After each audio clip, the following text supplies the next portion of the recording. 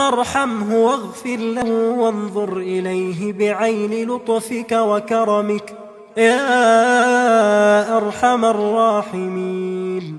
اللهم ارفع درجته في المهديين واخلفه في عقبه في الغابرين، واغفر لنا وله يا الله، وأفسح له في قبره ونور له فيه. اللهم أبدله دارا خيرا من داره وأهلا خيرا من أهله، وأدخله الجنة وأعذه من عذاب القبر ومن عذاب النار.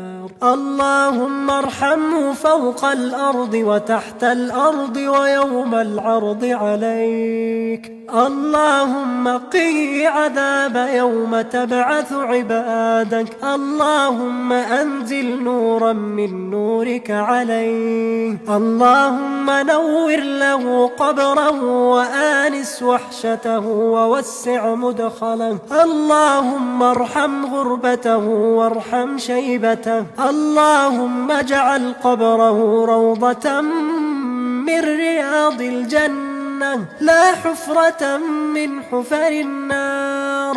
اللهم انقله من ضيق اللحود